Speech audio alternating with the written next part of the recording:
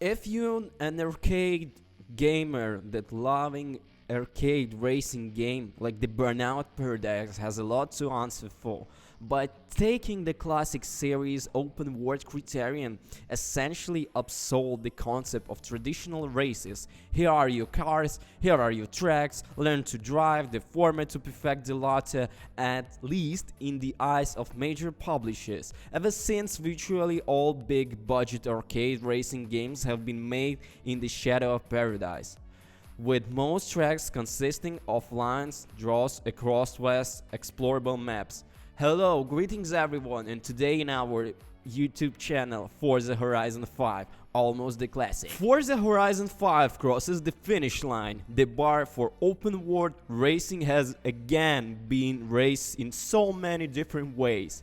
A map of Mexico that's bigger, higher, and widely more varied than any Horizon game yet. A fresh change to the way the Horizon Festival itself is gradually constructed, which result is more one-off events deliberately designed to showcase Horizon 5 at its very best.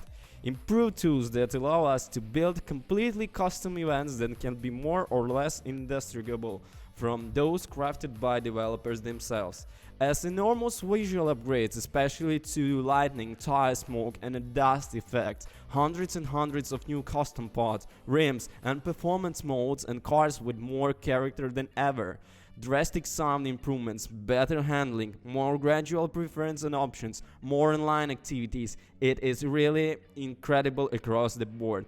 To understand just how big Forza Horizon 5 is, we have to briefly look at back in Forza Horizon 4, which is truly ballooned into an absolute colossus of a racing game back in 2018.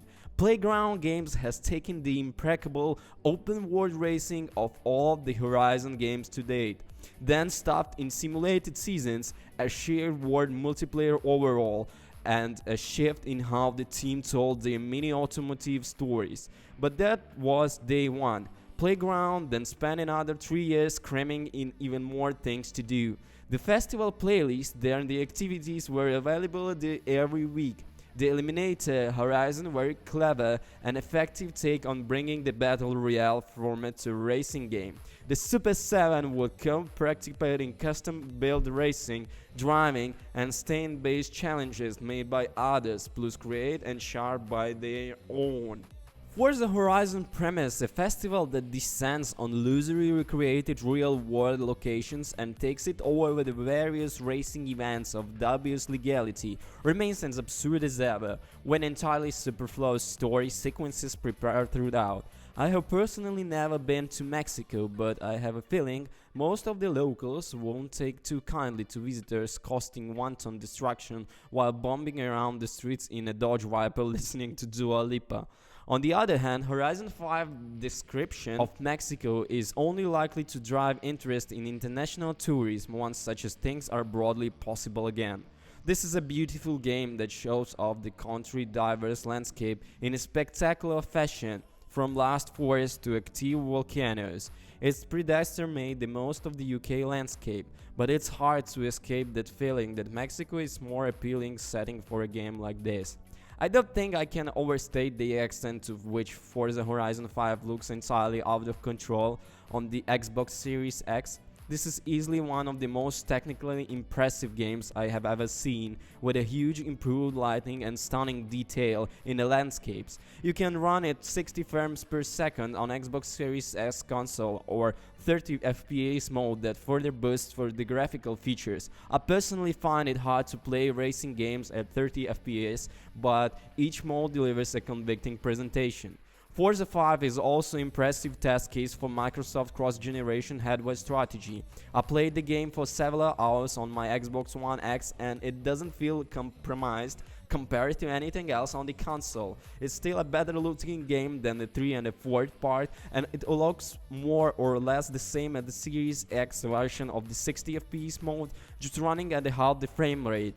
The One X is generally a machine designed for 4K 30 FPS games, and what you get with Horizon 5. Would the Series X game have looked ever better if didn't have to run the Xbox One consoles? Maybe, but it's hard to complain about the performance on either platform. That said, Forza Horizon 5 has come a little hot. During the review period in early access launch, I've noticed that a few issues on the various hardware, from graphical glitches to AI opponents that disappear completely.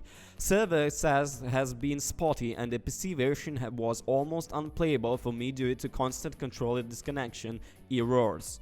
They will hopefully get ironed, but I won't be happy about the server problems. In particular, I paid $100 for the premium version of the game that includes an early access. I wouldn't normally spend as much time on the technical elements of the game reviving it, but I think it's more relevant with the Forza Horizon 5 than most the others. Last night I fired up Forza Horizon 3 for a couple of hours, which previously stood as my favorite game this series. Two things immediately struck me: it doesn't look anywhere near as good as I remember it, and it also almost exactly the same as Forza Game 5, right down to the near identical IO.